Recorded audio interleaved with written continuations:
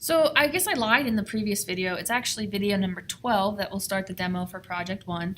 And I'm embedding this inside of the lecture because I'm hoping that everyone's watching the lecture and not just skipping right ahead to following step by step with the assignment, because we cover way more than just the assignment in the lectures, especially for we're in module 2. For module 3, there's an entire lecture that has nothing to do with InDesign, but it has good information about graphics in general and color modes and things like that. So make sure you're always watching the lectures. But now I'm going to jump in and I'm going to go through everything that you need to do for Project 1, printing, packaging, and exporting. And so if I go back to the Home tab, I'm not in Student View right now, so the screen might look slightly different than what you see on your end, and that's okay, but you'll have all the same information. I'm a fan of collapsing these modules and only opening the one we're working on. And if you are following along the way that you should have read through the learning objectives and kind of made note of what you need to know.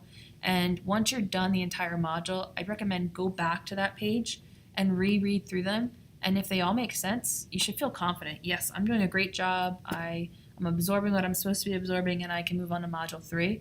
But if you start reading through them and a couple stand out as being confusing and you don't know what they are or you don't remember, go back and review either the slideshow. You probably don't want to re-listen to like 2 hours of my lecture and my project demo. But you can go back and you can flip through the slideshow until you find the slide that covers the information that maybe you didn't absorb as much.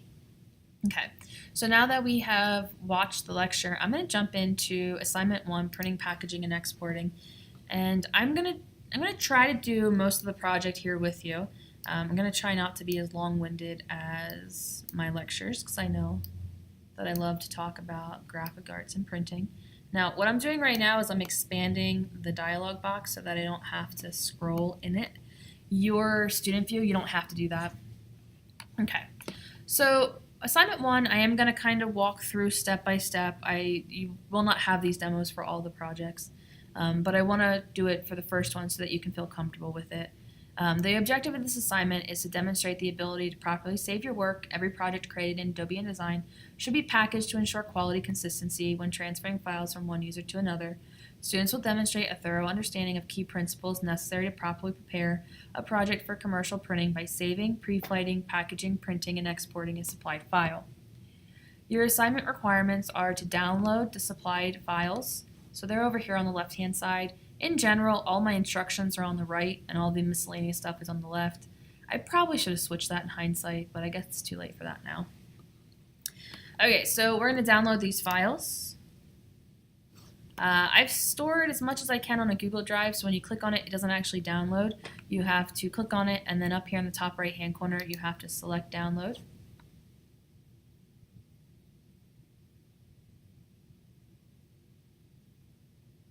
And we'll give it a minute, and it should download eventually. Okay, so it's downloaded. It's on my computer. The requirements of this class are that you know how to use a computer, so I'm assuming that you can download files and that you can open them. And they're zipped. And so I'm going to toss this on my desktop just so it's not with a bunch of stuff over there. By double-clicking on a zip file on a Mac, it should uncompress, and then you should be able to open it. And when we open this file, immediately you should be able to tell me if that is a properly packaged InDesign project or not. And if you can't do that, stop where you're at now and go back and rewatch the lectures. But it is not properly packaged. It has all the things I need, right? It has typeface down here. It has pictures, it has an InDesign file, it has a .idml file, which we talked about, but it doesn't have a text file, and it doesn't have file folders. It doesn't have folders to organize it. And so if I was to open up this file, I would guess that it's probably not right. 1, because I created it and I know that there's problems, and I made those problems on purpose. But 2, you should be able to know that it's probably not right because it's not a properly packaged InDesign project. And so as soon as I open the project, it tells me that it contains 14 link errors and that I can relink them if I want to. And then yours is going to say that it also has text errors because there is a font that's not installed that is in the project. And so if I scroll through and I look at the project, it has 8 pages. It has those scary stop signs everywhere that we talked about in the lecture. Down the bottom corner, it says that there are errors down here. Now, I have 14 because all the pictures are broken, but you'll have more because you have text errors, but I'll show you how to fix those as well. This text here that says parrots, yours probably has a pink background on it because when you don't have a font installed, not only will the pre-flight panel tell you that, but InDesign will try to give you visual cues. So anytime you see a pink background on text, it means that it's not installed on your computer. So I'm going to reset my workspace, go to the window menu, workspace, and then I like typography. I recommend it. If you use a typography workspace, almost everything you need is available to you kind of hanging out around the side of your page, and so you don't have to worry about too much. But because I've been playing around in this, all my panels are in weird locations. So I have the typography workspace set, but I'm also going to come down here and say reset it, and it will put it in its default location.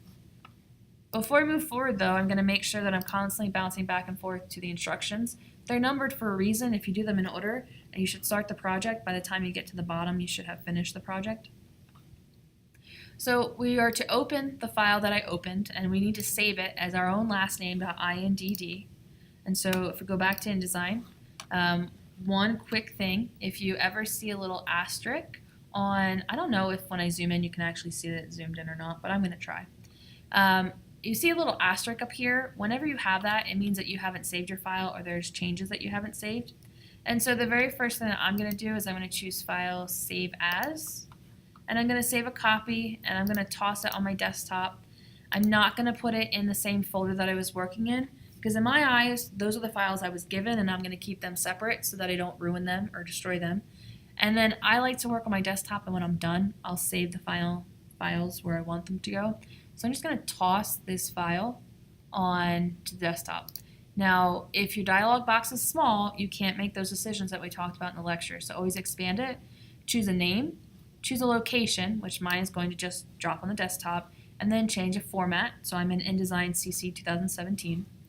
And then I want you to change this to be your last name 1.